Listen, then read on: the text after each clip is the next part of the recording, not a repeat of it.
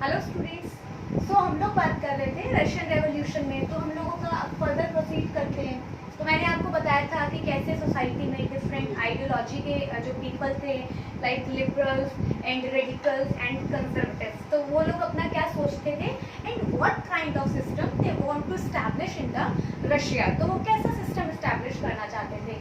तो आज हम लोग बात करेंगे कि industrial society and social change की। इट मीन्स क्या प्रिवलेंट कंडीशंस थी और कैसा सोशल चेंज वो लोग वहाँ पर चाहते थे।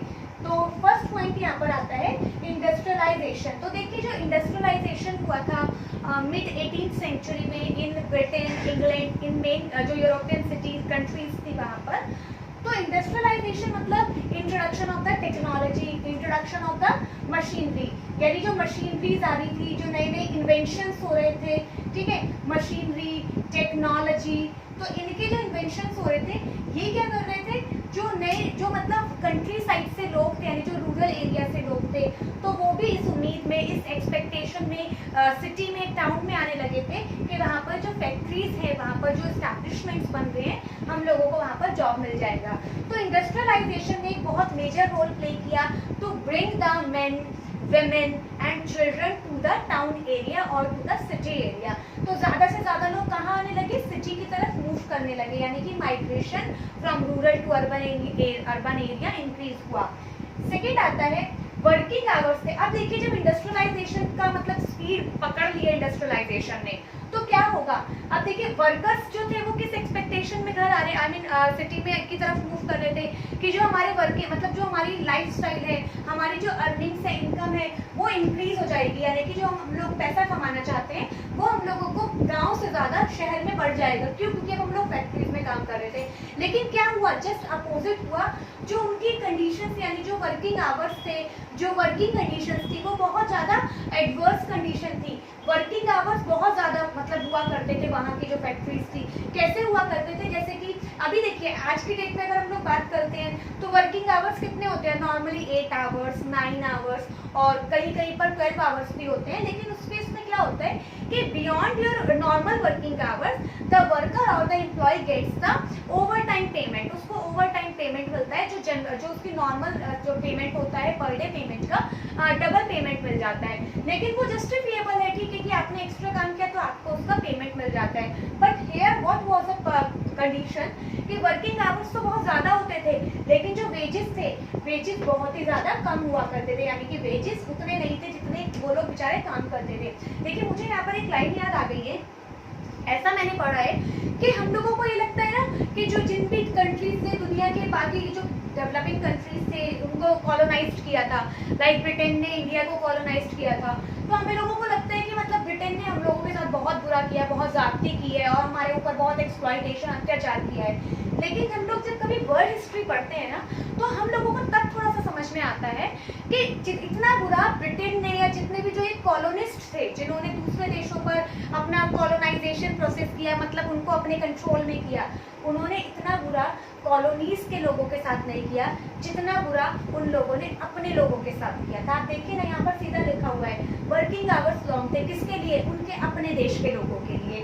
तो क्या उनको, यानी उनके दिमाग में, उनके मतलब जो एक होता है ना सेंटिमेंटल, जो इमोशनल पार्ट होता है, वो बिल्कुल नहीं था। अगर प्रॉफिट कमाना है, कैपिटलिस्ट बनना है, तो उसके लिए हमें किसी का, हमें बिल्कुल सेल्फिश होना पड़ेगा, किसी का अच्छा किसी का बुरा, we do not have any concern about that, हमें अपने प्रॉफिट से मतलब है।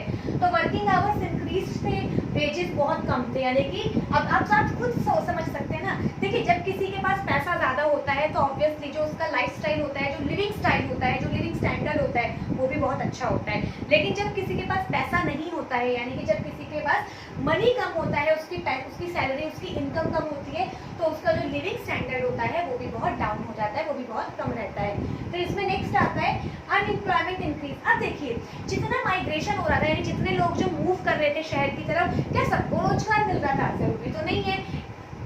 अनएम्प्लॉयमेंट भी बहुत रेंटेंट था, बहुत ज़्यादा स्पीड अप हो गया था, मतलब अनएम्प्लॉयमेंट भी काफ़ी बढ़ना शुरू हो गया था। क्यों? क्योंकि लोग इस उम्मीद में सिटी की तरफ आ रहे थे कि हम लोगों को जॉब मिलेगा, लेकिन सबको जॉब नहीं मिल रहा था। क्यों? क्योंकि इंडस्ट्रियलाइजेशन यानी कि मशीन आ गई थी।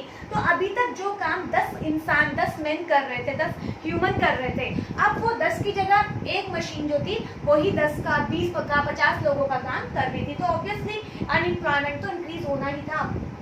Then unhygienic living condition. Unhygienic living conditions का मतलब है अब ये बेचारे वर्कर्स जो थे बेचारे शहर में आ तो गए थे, लेकिन अब इनकम तो उनकी थी नहीं, वेजेस तो बेचारे और इनके कम होते चले गए। तो जो इनकी लिविंग कंडीशंस थी बहुत ज़्यादा पिटिएबल थी, बहुत ज़्यादा मतलब एक जैसे बोलते ना कि मतलब बहुत टाइडी सा, बहुत मतलब हम जो सोच भी नहीं सकते हैं कि वहीं पर मतलब एक ही कमरे में आप मुझे याद नहीं है कि मैंने कहाँ पर वो इमेज देखी है, शायद मैंने इंटरनेट पर वो इमेज चेक की है। तो उसमें ये था कि एक ही छोटा सा कमरा होता था, जैसे स्लम एरिया होते हैं, बहुत कंजस्टेड से वो रूम होते थे, जो मतलब स्ट्रीट होती थी, वहाँ पर एक ही कमरे में 15-15, 16-16 लोग, 20-20, 25-25 लोग रहते थे। और वहीं पर ड्रेन मतलब ड्रेन गंदा पानी बह रहा है और वहीं पर कोई सैनिटेशन की फैसिलिटी नहीं है। तो अब हम लोग इमेजिन भी नहीं कर सकते कि जो हम मतलब सोच नहीं सकते वो ये लोग मतलब उस चीज़ में प्रेजेंट थे। तो अनहाइजीनिक लिविंग कंडीशंस थी, सैनिटेशन नहीं था, साफ सफाई कुछ नहीं होती थी, आधे लोग तो बीमारी से ही मर जाते थे, बच्चे बहुत सेंसिटिव होते हैं, जो ओल्ड एज थे वो बहुत सेंसिटिव होते हैं, तो आधे लोग तो बेचारे ऐसे ही मर जाते थे। अच्छा, जब अनहाइजीनिक सोसाइटी होगी तो जो एपिडेमिक्स का लेवल होता है, चाहे प्लेग हो या कॉलेरा हो या डायरिया, कोई भी जो मतलब ये एपिडेमिक्स होती है, मलेरिया हो, टाइफाइड हो, डेंगू हो, ये सारी जो मतलब डिसीजेस होती हैं बहुत वाइड स्केल पे, बहुत बड़े लेवल पे और बहुत फ्रिक्वेंटली सोसाइटी में मतलब इनका जो स्प्रेड रहता है वो होता रहता है।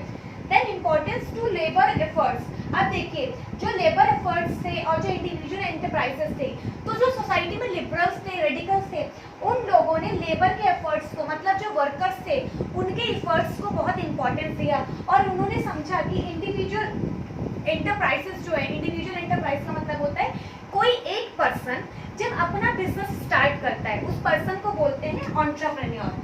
तो इनका मानना ये था अगर कोई पर्सन अपनी मेहनत से अपना बिजनेस स्टार्ट कर रहा है तो उसको इम्पोर्टेंस दी जानी चाहिए, उसको रिस्पेक्ट दी जानी चाहिए और उसको सपोर्ट मिलना चाहिए, तो वो पर्सन को बोला जाता है एंटरप्रेन्योर। तो एंटरप्रेन्योर को इन्होंने इंपॉर्टेंस दिया किसने? जो लिबरल्स और रेडिकल्स थे, और बोला कि जो भी लेबर के एफर्ट्स हैं इनको जितना ही डिजर्व करते हैं एटलीस्ट उतना तो इनको मिलना ही चाहिए।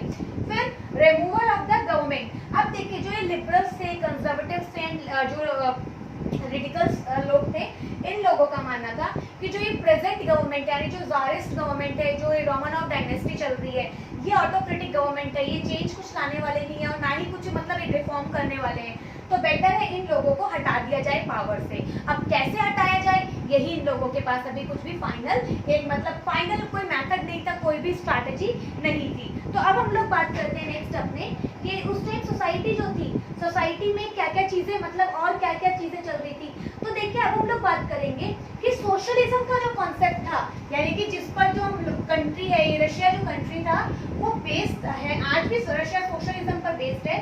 तो जो सोशलिज्म का कॉन्सेप्ट था ये यूरोप में आता कैसे आया? इट मीन्स कौन से लोग थे या क्या लोग थे जो यूरोप में सोशलिज्म को लेके आते हैं। तो अब हम लोग बात करेंगे, देखिए सोशलिज्म से पहले मैं आपको बताती हूँ कि जो यूरोपियन कंट्रीज थी, यूरोप में यानी कि यूरोप में उस टाइम क्या हो रहा था, जब से रेवोल्यूशन हुए थे लाइक फ्रेंच रेवोल्यूशन, तो रीजंस अलग थे, फैक्टर्स अलग थे जिन्होंने कंट्रीब्यूट किया था रेवोल्यूशन के लिए, बट कुछ लिबरल्स भी थे, लिबरल्स मतलब कुछ इंटेलेक्चुअल लोग भी थे जिन्होंने मतलब जो रेवोल्यूशन थे या इन आइडियाज को कि हमें फ्रीडम मिलनी चाहिए, हमें और लिबर्टी मिलनी चाहिए और ये जो मतलब पावर को सेपरेट होना चाहिए, यानी कि रिलीजन अपनी जगह होना चाहिए, रिलीजन का कोई इंटरफेरेंस नहीं होना चाहिए पॉलिटिक्स में।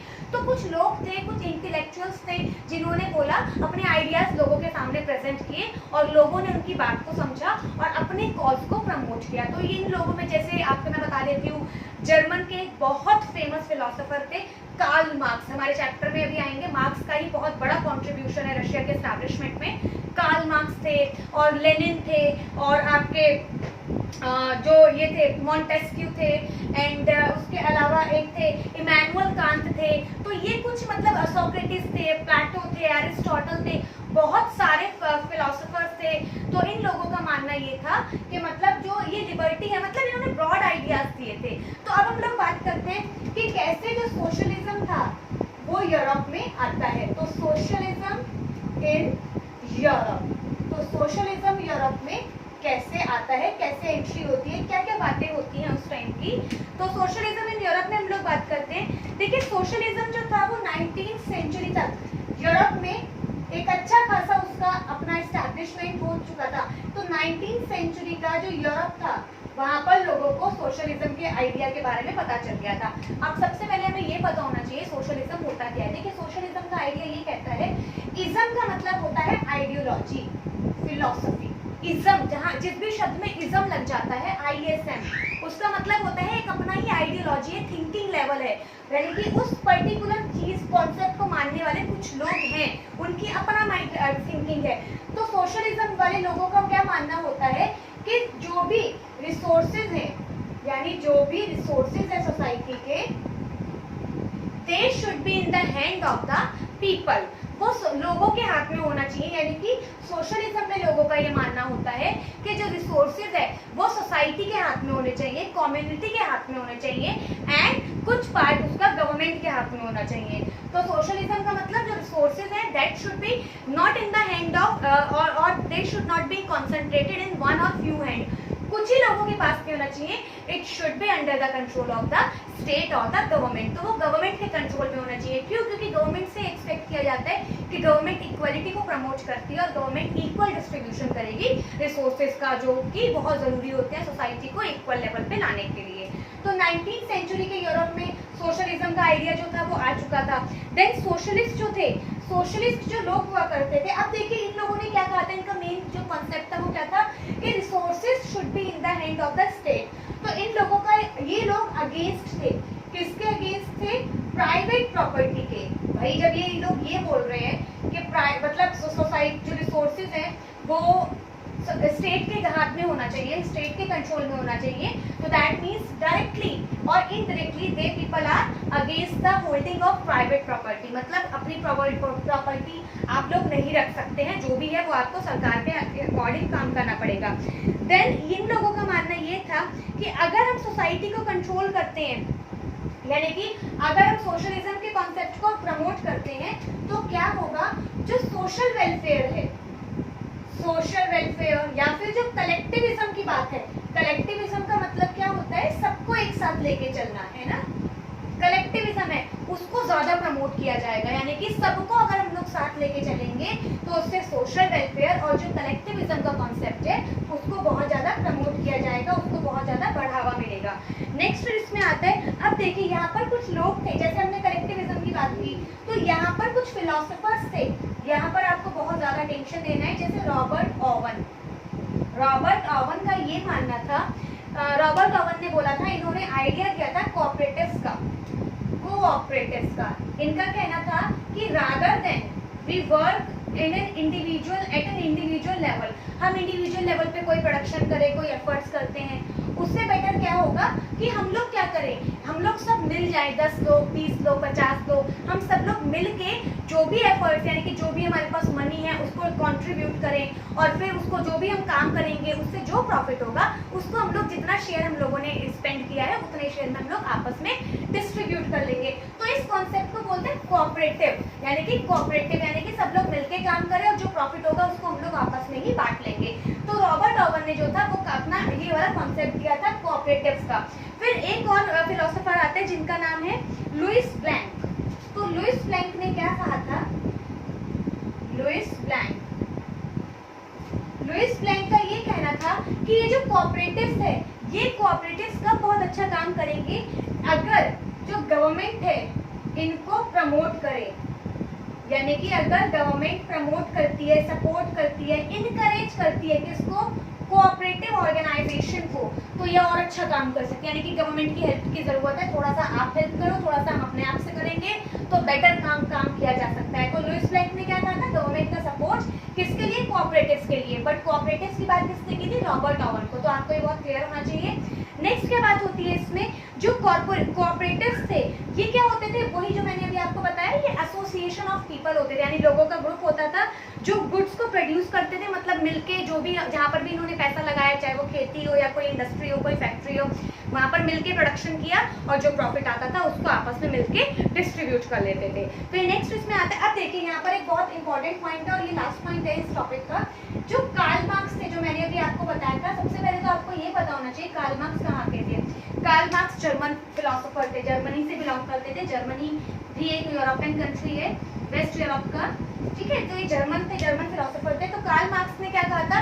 कार्ल मार्क्स ने बोला था जो वर्कर्स हैं they should be given the more important resources, workers के हाथ में होने चाहिए, क्योंकि वर्कर्स बहुत मेहनत करते हैं और इनकी मेहनत का फायदा जो कैपिटलिस्ट है, यानी जो ऑनर है, मिल ऑनर्स है, मालिक हैं, वो ले लेते हैं। फायदा मिल ऑनर ले रहे हैं, मेहनत वर्कर्स कर रहे हैं। तो वर्कर्स के हाथ में रिसोर्सेज आने चाहिए। और लेकिन वर्कर्स के कहने से तो रिसोर्सेज आएंगे नहीं, तो क्या करना पड़ेगा?